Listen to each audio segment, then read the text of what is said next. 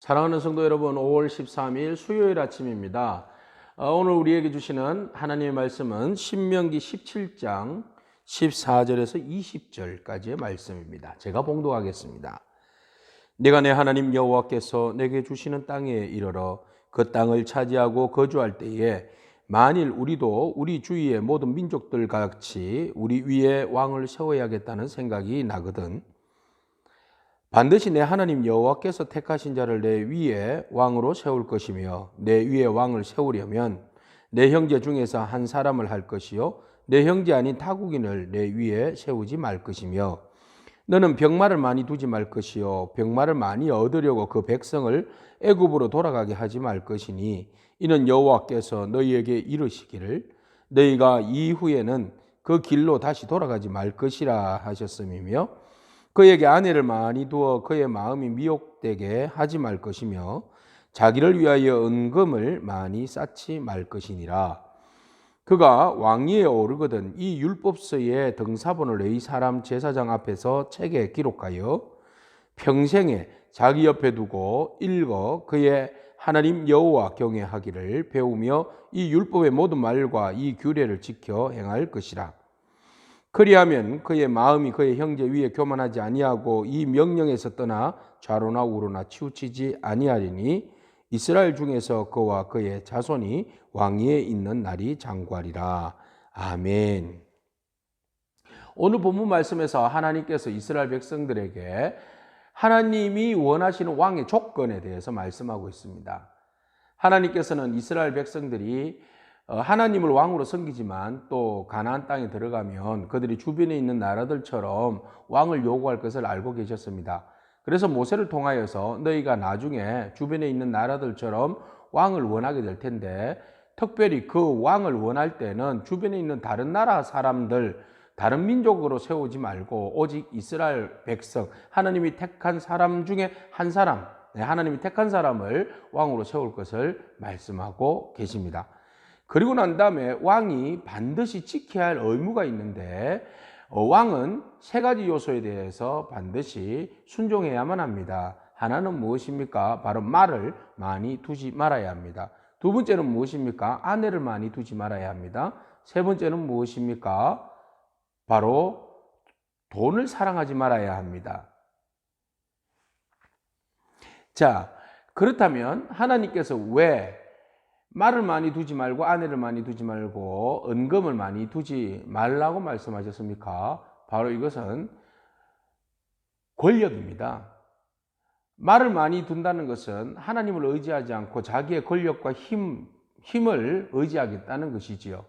그래서 왕은 전쟁에 나가기 위해서 말을 많이 둡니다. 병거를 많이 두게 되죠.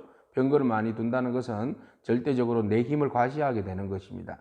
그러다 보면 모든 전쟁에서 승리를 주시는 분은 하나님이신데 내가 전쟁에서 모든 것들을 승리를 거두었다라고 착각하는 경우가 되게 되고 그렇게 되면 교만하게 되고 그의 인생의 삶에 있어서 하나님을 모실 자리를 두지 않게 되는 것입니다.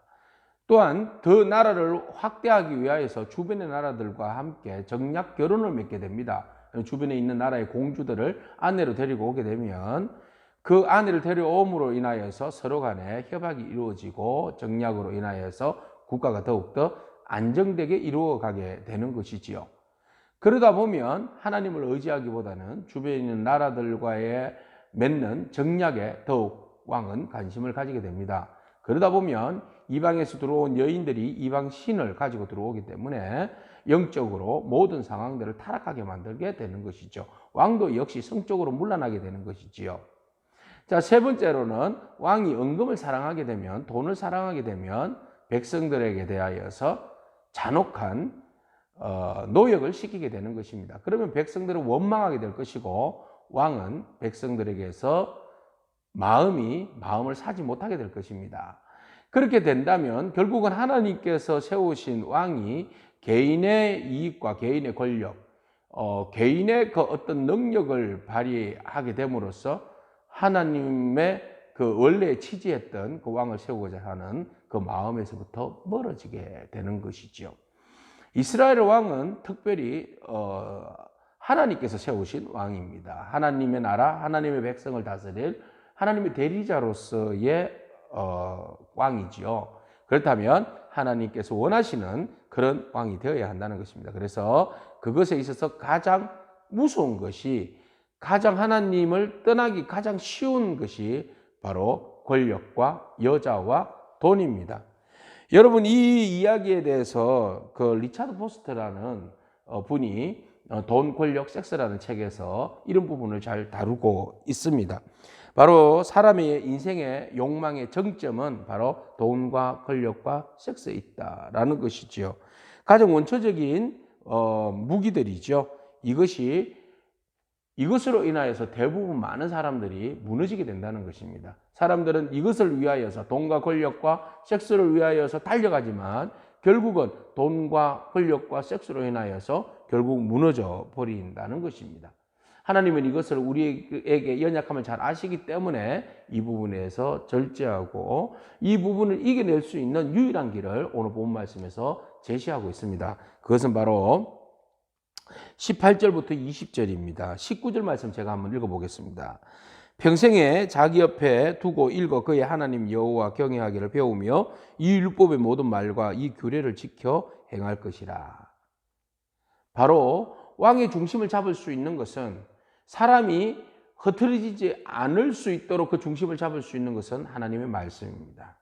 그래서 하나님의 말씀을 옆에 두어서 하나님을 경외함을 배우고 그 말씀에 순종함으로 인하여서 20절에 그의 마음이 그 형제 위에 교만하지 아니하며 이 명령을 떠나서 좌로나 우로나 치우치지 아니하는 그런 왕이 될 수 있게 된다는 겁니다. 그렇게 될 때에 하나님께서는 그 왕위를 보존케 하셔서 그와 그의 아들에게 영원히 그 왕위를 누릴 수 있는 복을 주시겠다고 말씀하십니다. 하나님께서 오늘 영적으로 우리들을 이 땅 가운데 통치하는 왕으로 세우셨습니다. 여러분, 왕으로 영원히 이 땅을 다스릴 왕으로 살아갈 수 있는 비결이 무엇입니까? 바로 권력에 대하여, 명예욕이죠.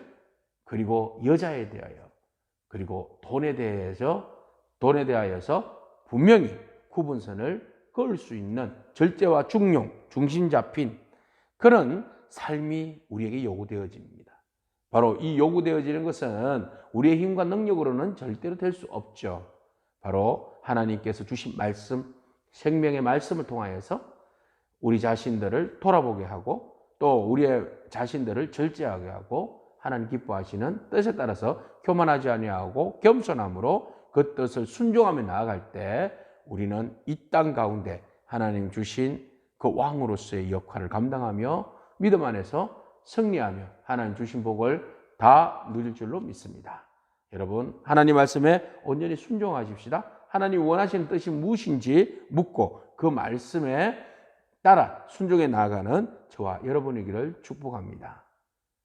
오늘 우리가 이 말씀을 적용할 때에 하나님 말씀을 가까이 하기 위해서 우리는 어떤 노력들을 하고 있습니까?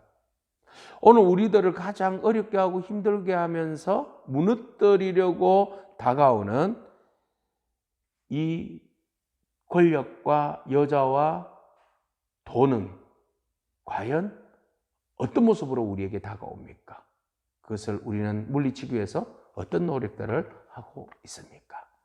묵상하면서 오늘 하루를 적용하며 살아가며 승리하는 저와 여러분이기를 축복합니다. 기도하겠습니다. 하나님 감사합니다. 우리는 연약합니다. 하나님, 우리는 많은 명예와 권력을 누리고 싶어 합니다.